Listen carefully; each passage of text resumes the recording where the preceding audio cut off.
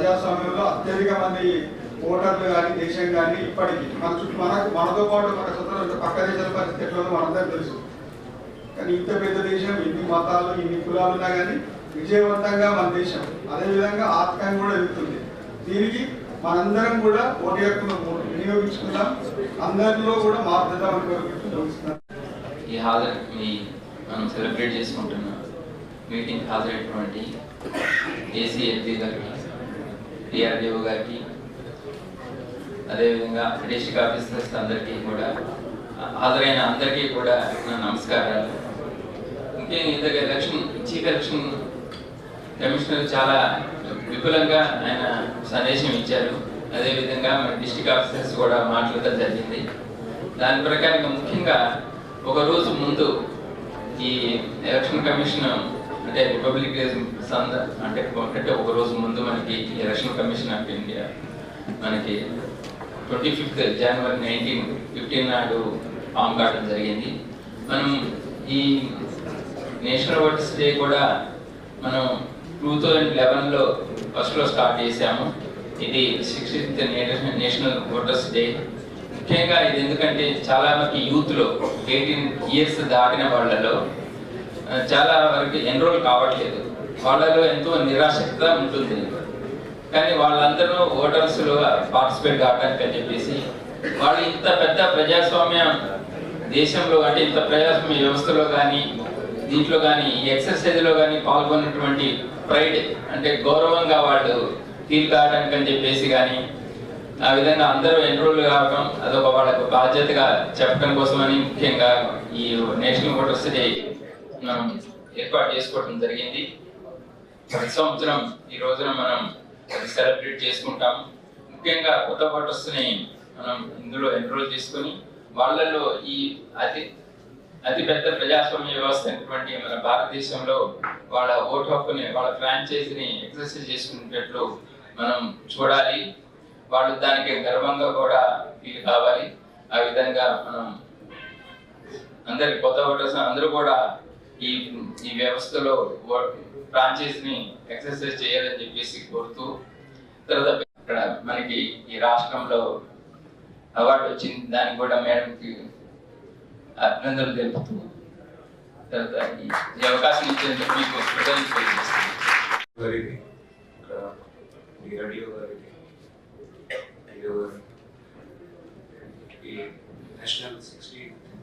National voters day సందర్భంగా ఇక్కడ హాజరైన డిస్ట్రిక్ట్ ఆఫీసర్స్, మన ఏఆర్ఓస్, విఎల్ఓస్కి, మండలి స్థాయి ఆఫీసర్స్కి, ఓటర్స్కి, సీనియర్ సిటిజన్ ఓటర్స్కి, మీడియా రిపోర్టర్స్కి అందరికీ నమస్కారం.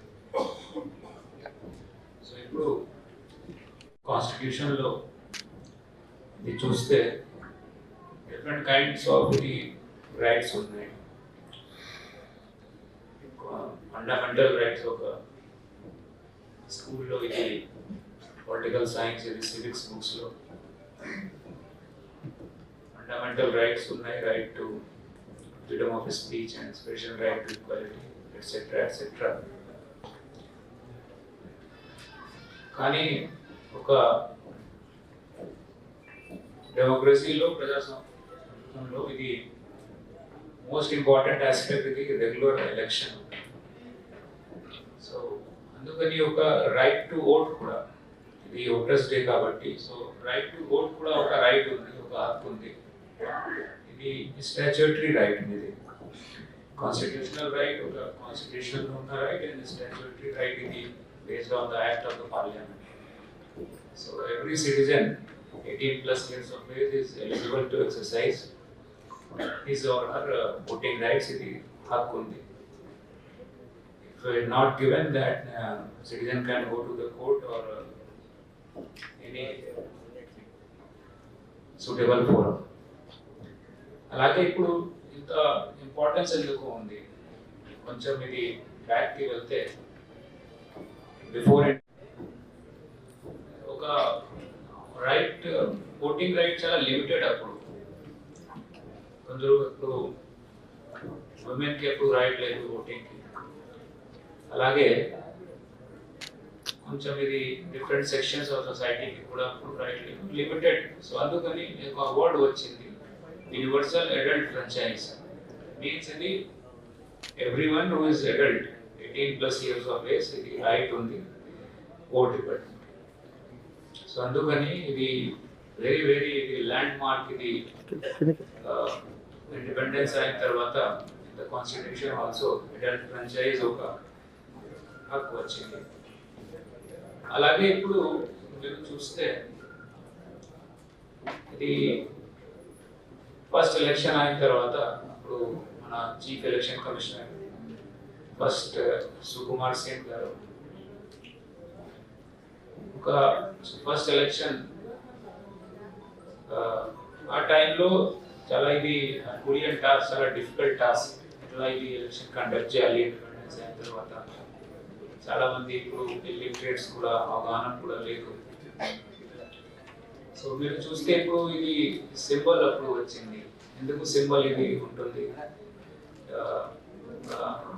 డిఫరెంట్ అదర్ కంట్రీస్లో ఇది సింబల్ ఇది అన్ని మన నుండి వాళ్ళు కాపీ చేసి అక్కడ యూజ్ చేస్తున్నారు. సింబల్ ఇది పార్టీ సింబల్ ఇవి అని.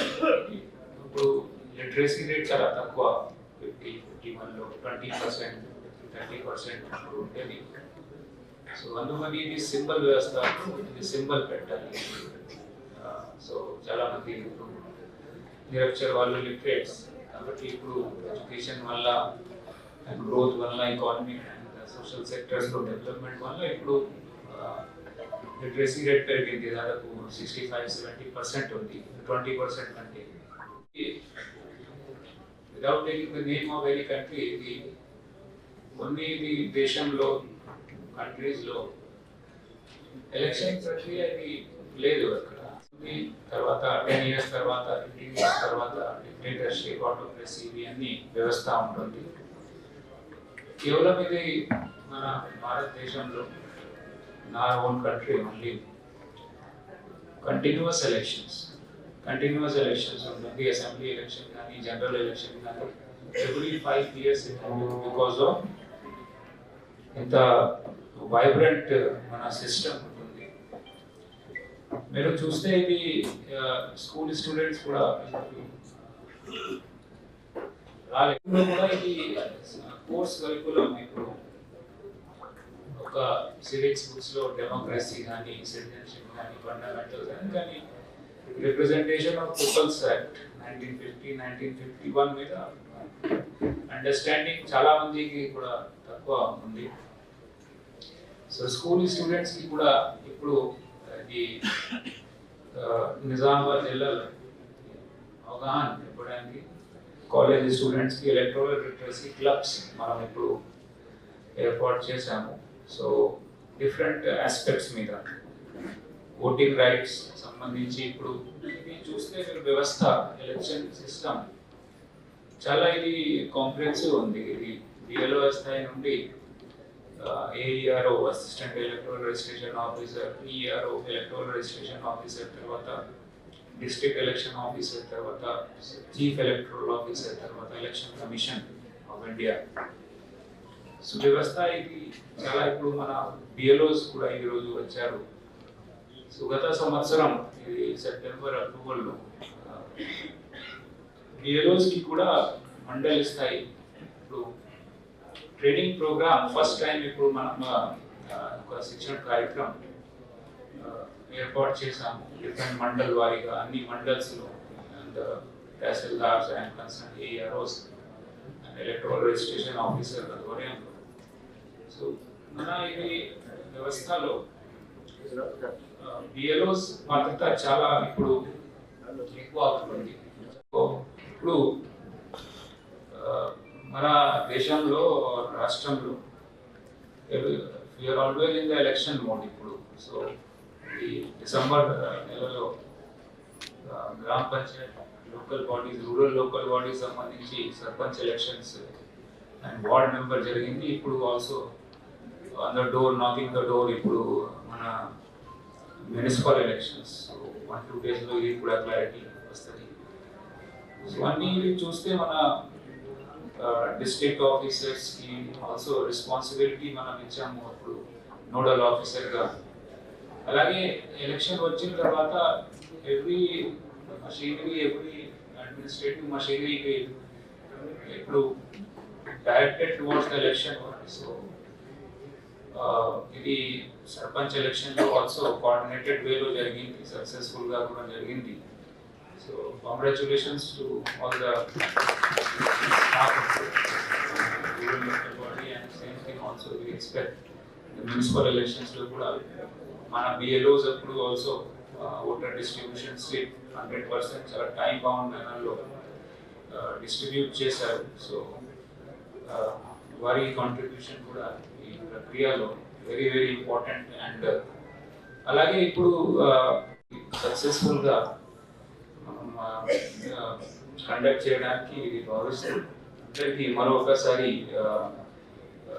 16th నేషనల్ ఓటర్స్ డే శుభాకాంక్షలు చెప్తూ ముగిస్తాను. Thank you all.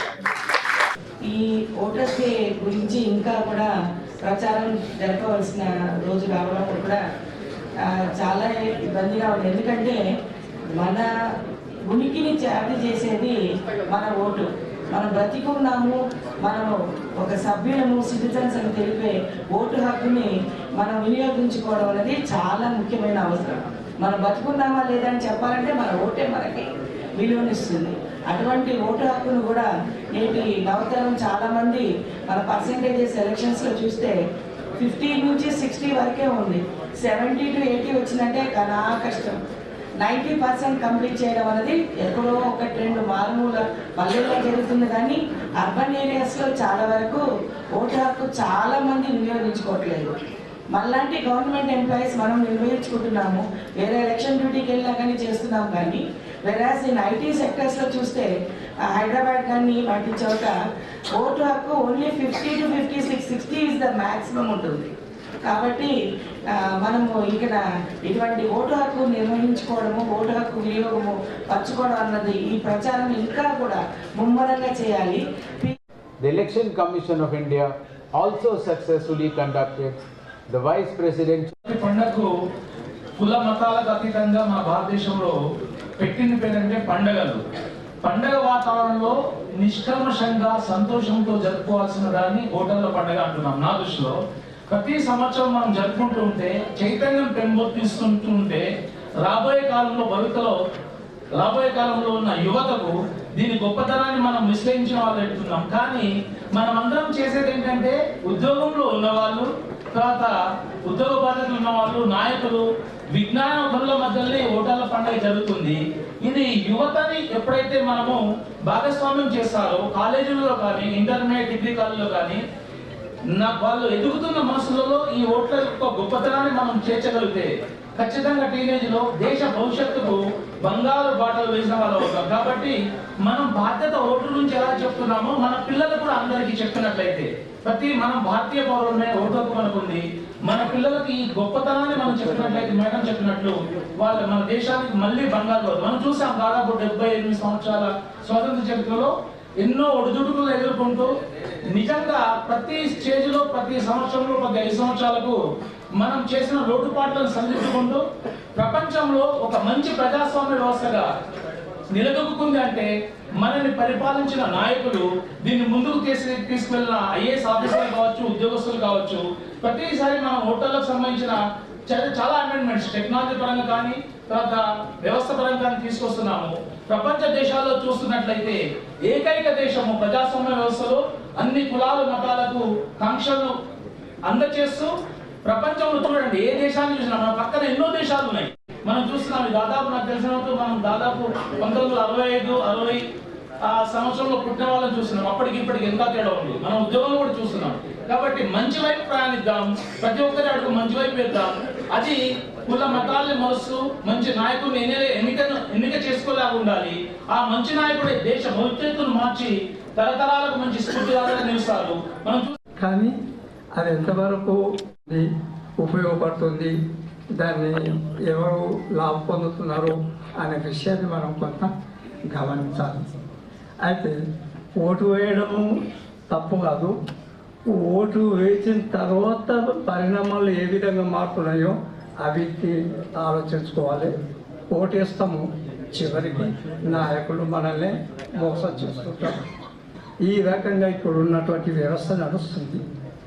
అయితే తృప్తిగా సంతోషంగా నేను ఓటు హక్కును వినియోగించుకుంటాను అనే అభిప్రాయంతో ముందుకు వస్తే మాత్రము ఖచ్చితమైనటువంటి నాయకులు వస్తారు.